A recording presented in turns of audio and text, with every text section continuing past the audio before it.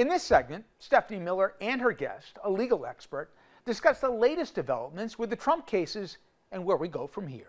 Are we going to see this report? I think we will. I think the key thing to keep your eye on is, in addition to this letter to Merrick Garland, that I'm less concerned about, they have made a motion to Judge Cannon. That is, and some people might be going, how can they make a motion to Judge Cannon because Donald Trump is no longer a defendant there?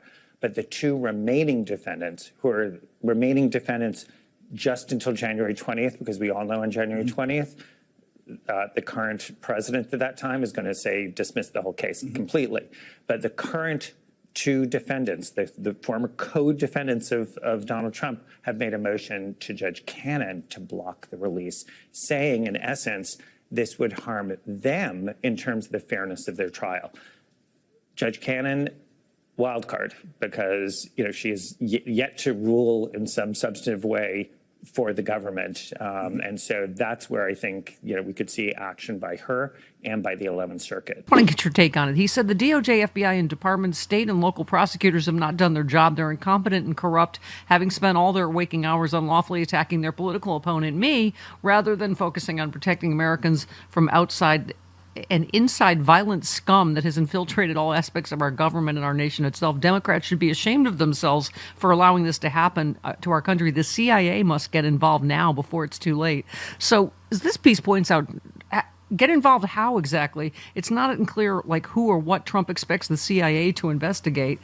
It would be bizarre given that they have no jurisdiction, right? There's supposed to be foreign intelligence gathering. The matter can be handled by state, local, and federal law enforcement.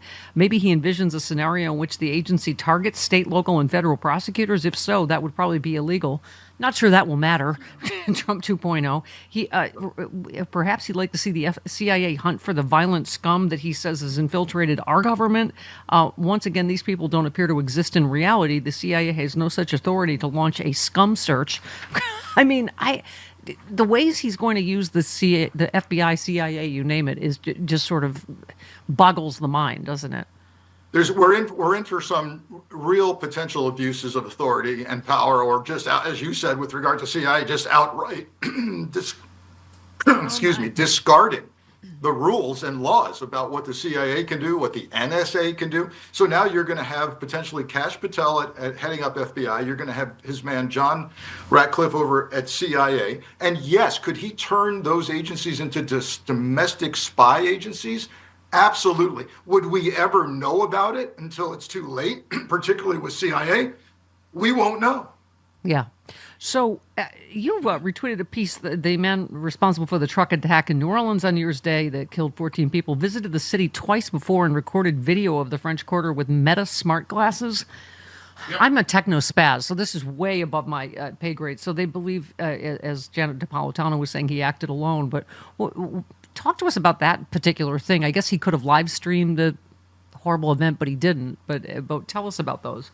Well, with regard to the Meta glasses, it appears he was using them for himself, meaning go back home after you ride your bike around the French Quarter, look at what you've done, and see if you've got identified vulnerability spots, targets, weak areas. He wanted to case the place, as they say. I find I've written a column last week on MSNBC Daily about Turo, which is a commonality between the Las Vegas case and the New Orleans case. I was just going to ask you. Talk about what. Go ahead. Go ahead. Talk about what it is. You said. Yeah, and I want to be careful to say, look, there's no inherently evil thing about Turo. Lots of people use it. It's a cheap alternative. Yeah. But don't mistake it for a brick and mortar rental car company. You can loan out your car for a fee to anybody who wants to rent it. And here's the problem for law enforcement. Turo is, over the last few years, being used for crimes, including bank robbery, human smuggling, drug dealing, because that license plate comes back to you. It's your car. It doesn't come back to the rental company. And that makes it very hard and prolongs law enforcement's efforts to figure out whose car it really is and who's really in that car committing the criminal act. Yeah. Oh, you know what? I have a personal question since I happen to have a former FBI agent on. So my sister and her family were out visiting, and they borrowed my car to go visit my brother-in-law's family, and apparently they got on a toll road by accident. And my sister's like, oh, I'm really sorry. I think they got a picture of your license plate, so you're probably going to get it. They'll mail you a bill. They will. They'll mail you a bill. Yeah. You'll get the bill. They will. Yeah. I'm like, thanks, Mayor. Okay.